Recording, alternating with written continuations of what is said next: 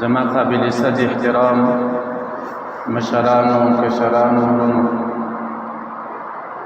دی الله تعالی په موږ تاسو باندې یو عظیم احسان چې الله تعالی موږ تاسو ته د سترګو غوندې یو عظیم نعمت را کړی دی. سترګې هغه نعمت دی چې الله تعالی و انسان ته په شپېتو او یا کلو تر څو چې د انسان زندگی وي تر هغه وخته پورې د انسان د دنیا ټولې خوشحالۍ ټول حسرتونه ټولو نعمتو باندې چې کله انسان خوند اخلي هغه په هغه صورت کې چې الله تعالی انسان د سترګو په نعمت باندې نازولی یو داسې نعمت الله تعالی موږ تاسو ته راکړی چې په هغه باندې زموږ ستاسو هېڅ مصرف هم نه کېږي، نه دا چارجېدل غواړي، نه دا سیلان غواړي، نه په دې باندې له موږ تاسو څخه روپۍ ځي. دغه نعمت چې الله تعالی موږ تاسو ته راکړی دا یې د کوم شي دپاره راکړی او دغه نعمت موږ تاسو باید په کوم شي کې استعمال ځکه حدیثو کې راځي چې تر ټولو شاکر انسان هغه ده چې الله تعالی و انسان ته کوم نعمتونه ورکړي دي سلاس و پښې و د بدن هر اندام چې ده چې د کوم شي دپاره الله تعالی پیدا کړي دی په هغه شي کې استعمال کې دغه انسان نو تر ټولو شاکر بلل کېږي. نو الله تعالی و انسان ته سترګې د چیش دپاره ورکړي باید په کومه لاره کې انسان استعمال کړي او د دې نعمت قدر و هغه چاته معلومیږي چې کوم انسان پیدایشي الله تعالی نابینا پیدا کړی وي په سترګو باندې نه ویني په سترګو باندې ړوند وي و هغه انسان ته د دغو سترګو قدر بیا معلومیږي. تاسو وګورئ په دنیا کې چې کوم انسان سترګې نه لري پیدایشي ړوند پیدا شوی وي د هغه په زړه باندې تر ټولو غټ ارمان هم د سترګو وي. د دنیا هر ساعت کور کې هر شی کور کې په هغه باندې دی دومره خوند نشي اخیستی، لیکن یو ارمان د ده دا وي چې کاش کې ما په سترګو باندې لیدی. له یو ړانده څه چا پوښتنه وکړه چې ته څه ارمان په دنیا کې لرې؟ هغه سپین ږیری و پیدایشي الله تعالی ړوند پیدا کړی دی وایي په دنیا کې مې دغه یو ارمان د چې کاش کې ما د الله تعالی کلام قرآن کریم په سترګو باندې لیدلی. الله تعالی له موږ تاسو سره څومره غټ احسان کړی چې الله تعالی موږ تاسو ته د سترګو غوندې نعمت راکړی او نن یې موقع راکړې ده په دغو سترګو باندې ما ورته هر نیک کار کولی شي او بیا یې څومره ښایسته پیدا کړي دي دا سترګې. تاسو پام ورته وکئ یو خو سترګې له لویې سره په ټول بدن کې خو د انسان ستر ښایسته وي او په سر کې بیا تر ټولو ښایسته چې دي هغه سترګې دي. د دې پیدایش چې الله تعالی کړی په څومره جمیل او په حسین انداز باندې یې کړی دی. یو خو سترګې ښایسته له سترګو وروسته یې بیا په سترګو باندې داسې ښایسته پوښونه راوړي دي چې له هغه انسان له دوړو څخه له باده څخه حتی تر دې پورې تاسو اندازه ورته وکړئ انسان که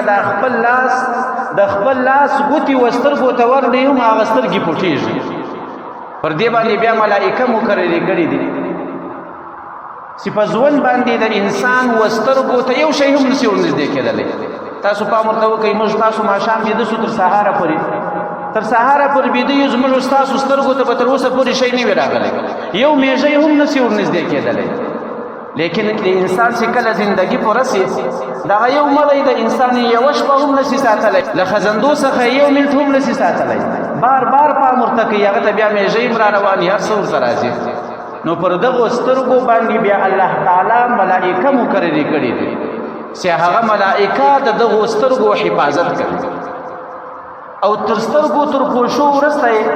په درېیمه درجه کې الله تعالی و دغو سترګو ته باړوګان ورکړي دي. دا باړوګانو باندې سترګې څومره ښایسته وي تاسو به لیدلي وي داسې انسانان به مو هم لیدلي وي چې د هغو د سترګو باړوګان نه وي، هغه بیا اکثره وخت دا رانجې زیات استعمالوي. په هغه رانجو باندې مازې یو توره لیکه کړي د هغه باړوګانو مینه باندې متوي، او انسان ډېر بد یې چې په سترګو باندې باړوګان نه وي. نو الله تعالی دومره عظیم دومره ښایسته نعمت و انسان ته ورکړی، دا د ورځې دپاره نه، د 2 ورځو دپاره نه، د کال دپاره نه، بلکې د ټولې زندګۍ دپاره، چې د چا 80 کاله زندګي، د چا 80 کاله، د چا 80 کاله، تر هغه وخته پورې دا سترګې کار کوي. لیکن اوس انسان په یو شي باندې امر کړی چې ای انسان ما خو له تا سره یو عظیم احسان کړی چې د سترګو غوندې نعمت مې درکړی ده. حدیث مبارکه کې راځي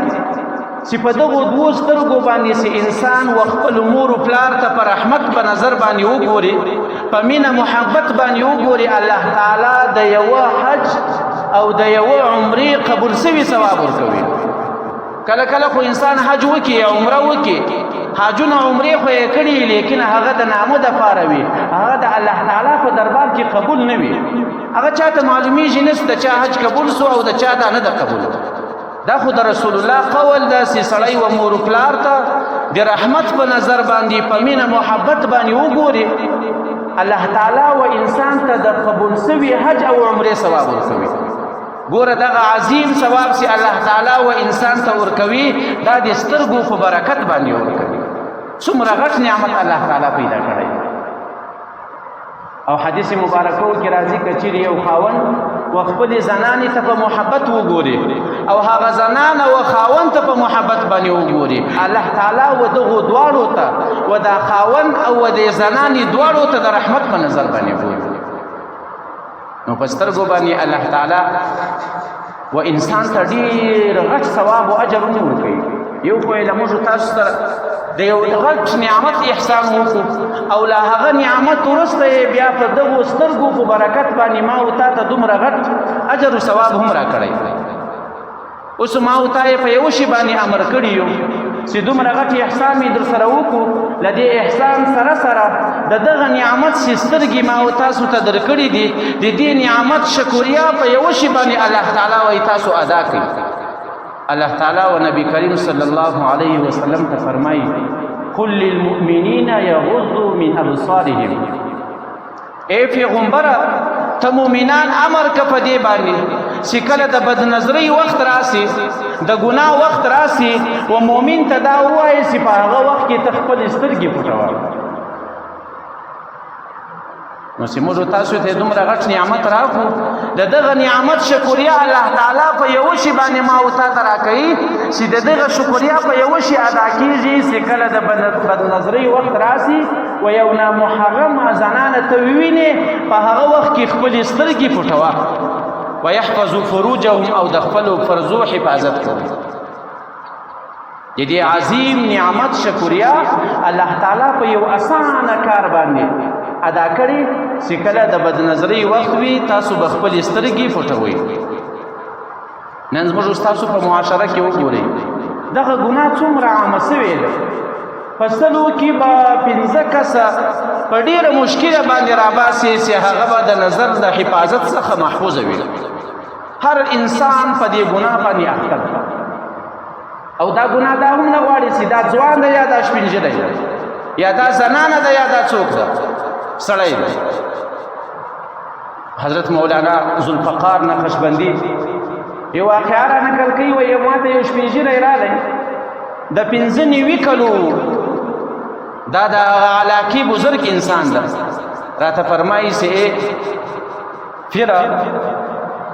ما خو له هرې ګناه څخه ځان را ساتلی ده، لیکن یوه ګناه ده چې هغه زه در سره نسم پرېښولی، چې څومره زما زندګي زیاتېږي دغومره مې دا ګناه هم ورسره زیاتېږي. دی ورته فرمایي چې هغه کومه ګناه ده؟ دا سپین ږیری د 95 کلو ده. ورته فرمایي ما څخه بدنظري کېږي. نو د بدنظري لپاره یوازې دا نه غواړي چې انسان به ځوان وي سپین ږیری نه، بلکې دا ګناه سپین ږیری هم کوئ چې ځوان یې هم کولی شي، دا د خواهشاتو په خاطر باندې کېږي. او د ټولو ګناهو دپاره په حدیث مبارکو کې راځي سرچینه چې ده د ټولو ګناهو رسول الله صلی الله علیه وسلم فرمایي چې هغه بد نظری ده. ځکه کله چې د انسان نظر پر یو چا باندې ولګېږي چې انسان و یو چا ته په داسې نظر باندې وګوري چې د شهوت راسي ورته، له هغه بد نظر وروسته بیا د ده په زړه کې وسوسه پیدا کېږي په دویمه درجه کې، او په درېیمه درجه کې بیا دی د ګناه دپاره یو ترتیب برابروي، او په څلورمه درجه کې بیا دی پر ګناه باندې جرأت وکړي، بالاخره له ده څخه د دغه بدنظرۍ په خاطر باندې بیا ګناه شروع شي، هلته بیا تعلقات و رابطه روانه سي، آخر و انسان و کبیره ګناهو ته لاس ووځي. او نن چې موږ تاسو ورته ګورو دا ګناه دومره عامه سوې ده، زر سره خلک دا ګناه ده سره ګناه بولي نه، او دا هم کبیره ګناه ده. امام غزالی رحمت الله علیه فرمایي چې د انسان دپاره پکار دا نه ده چې کله یو ګناه عامه سوه ده یې باید سپکه نه وبولي. ځکه د یو مثال ذکر کوي، ډېر عجیبه مثال ذکر کوي، وایي که چیرې پر یو علاقه باندې سیلاب راسي، په زراو انسانان اوبه یوسي، لیکن یو کس پاته سي په دې سیلاب کې، او د ده دپاره له دې سیلاب څخه د بچاوېدو لاره هم وي، نو د دغه انسان دپاره خدا نه ده پکار چې اوس به نو زه دومره انسانان سیلاب وړي دي نو زه دې هم سیلاب وړیم، دا خدای دې انسان دپاره ډېر حماقت ده. نو هغه انسان خو به ځان له چا څخه ساتي، د دې سیلاب څخه به ساتي چې د ده دپاره لاره وي، که څه هم سیلاب په زراو انسانان وړي وي، د ده دپاره د حفاظت لاره پیدا سوله چې دی له دې اوبو څخه ځان وساتي، نو دی به ځان ځینې ګوري، دی خو به دا حماقت او بېعقلي نه کوي چې دی به هم ځان نو سیلاب ته ورګډوي. نن که چیرې دا ګناه عامه ده او خلک یې په سپک نظر باندې در سره یې ګناه هم نه بولي، نو موږ تاسو به دا نه وایو چې خلک دا ګناه کوي، موږ بیا ورسره کوو، پروا نه لرو. د دې ګناه څخه به انسان ډېر ځان ساتي، ځکه ما تاسو ته وویل د دغه بدنظرۍ په خاطر انسان و زنا ته مجبوره کېږي، او عجیبه ګناه ده. نورې ګناوې خو دا رقم ته وي چې انسان ګناه وکړي الله تعالی یې عذاب په آخرت کې ورکوي. بدنظري یو داسې ګناه ده چې الله تعالی یې و انسان ته په دنیا کې راګرځوي، دا خو په تجربه باندې ثابت ده. ځکه په قرآن کریم کې الله تعالی فرمایي ولا يحيق المكر السيء الا باهله. الله تعالی فرمایي چې کله انسان ګناه کوي او ګناه هم دی بدنظري ګناه وي، دا انسان ته الله تعالی پر خپل اهل باندې د ده په عیال باندې دا ګناه راګرځي.